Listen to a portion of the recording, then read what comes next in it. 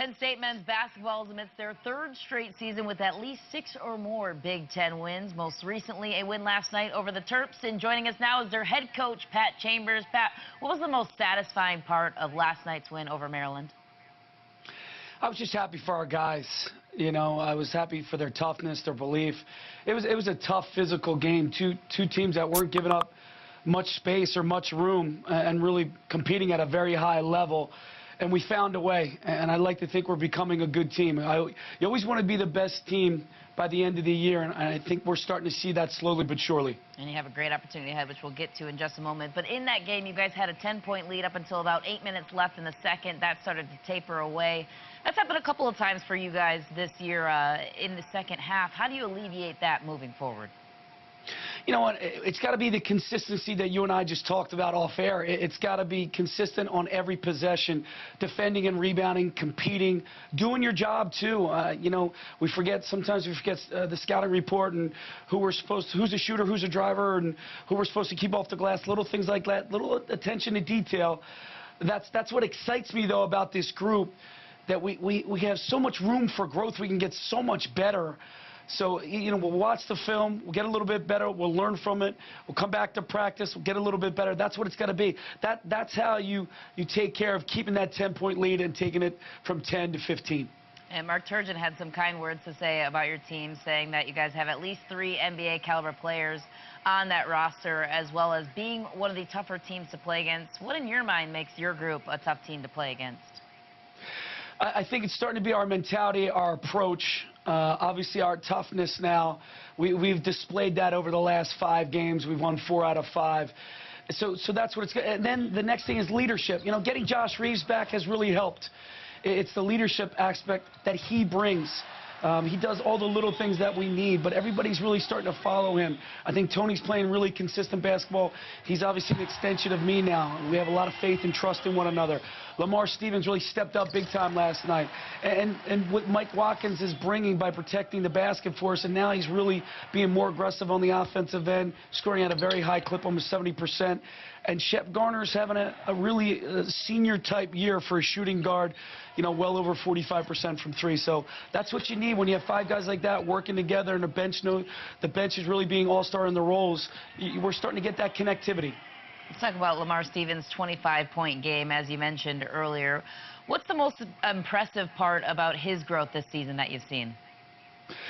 Yeah, Lamar is a kid who's 6'7", 6'8" now, who's really bought into, you know, he's going to take what the defense is giving him. He wants to show people he can shoot threes, but he's so versatile. I think he's a mismatch nightmare for opponents because he'll go on the block. He'll go mid-range. He can step out and shoot the 3. He will pick and roll. He can do different things, and he's playing much better defense.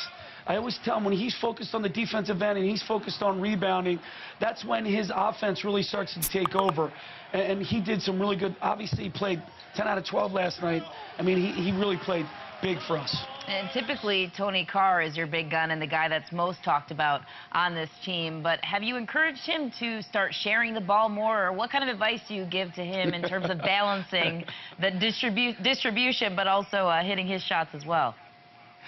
You know, that's been the big question for the last 3 weeks. I haven't really said anything to him. We sit down and we game plan, we talk in practice.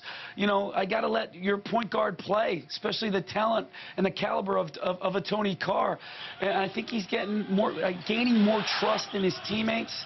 He's picking and choosing when to find his shots, but I think he's taking better shots, high-quality shots.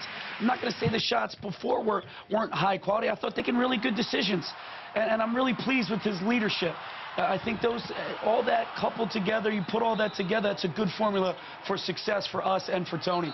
And you mentioned that you're going to need that leadership moving forward. You got 5 games left, but it's a steep task ahead. On that list, you have Michigan, you have Purdue, Ohio State, and you also can't sleep on Nebraska or Illinois coming up. So as you look at that stretch, is it troubling or opportunistic for you, and why?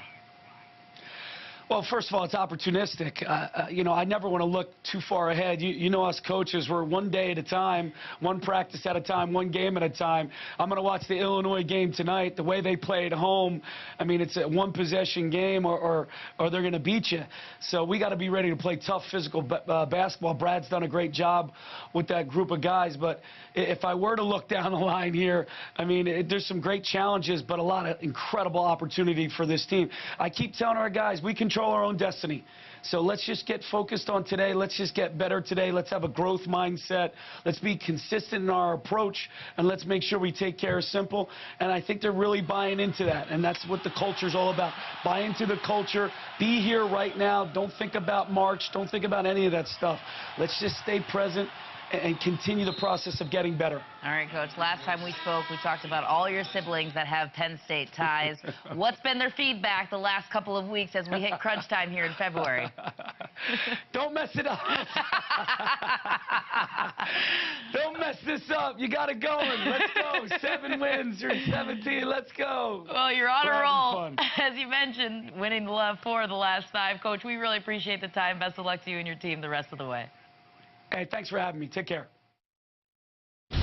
At least he gets honest feedback from his family. The remaining schedule is a steep task. You heard from Coach Pat Chambers saying that this is an opportunity for the Nittany Lions to not only prove themselves, but also make a run in the NCAA tournament. But, Stephen, we're going to turn that question to you. Do you see this upcoming schedule as troubling or opportunistic for Penn State? You heard Coach say it. They have control of their own destiny, and as a player, that's all you want. You want a chance to play some of the better teams moving forward. I said this last night. I'm going to say it again today. The toughest game on that schedule is not the last 4. It's the first one at Illinois. Here's why I say that. Penn State's the type of team that they'll look at a team's record and say, okay, we got to be ready for them. They'll look at Illinois' record and it's like, oh, you know what? I hear Coach talking. I hear him saying they're physical and they play a different style. Oh, yeah, whatever. We'll just show up. Hopefully they don't do that because Illinois can beat them. That's a very dangerous team in this scenario. Illinois playing very well right now. But Penn State, this is the group that Pat Chambers has been telling us about. The Roots crew. Philly is in the house right now. All the Philly guys with experience. He's got great talent. They have control of their own destiny. It's a wonderful opportunity for Penn State. I'm anxious to see how they do. What's the most likely upset you think that they could pull on that list? They could beat every one of those teams. They could beat Ohio State. We've already seen them do that. They won at Ohio State. You know, they can beat any of those teams. They can beat Penn State. They are that talented. The problem has not been talent for Penn State. The problem has been up here. And you did a great job of asking about Tony Carr and their preparation and their mentality going into games. As long as they are focused and they know what they're trying to do and stay within the formula, they can win all those games. Penn State winners in 4 of their last 5, looking to continue that trend ahead. Stephen, great insight as always.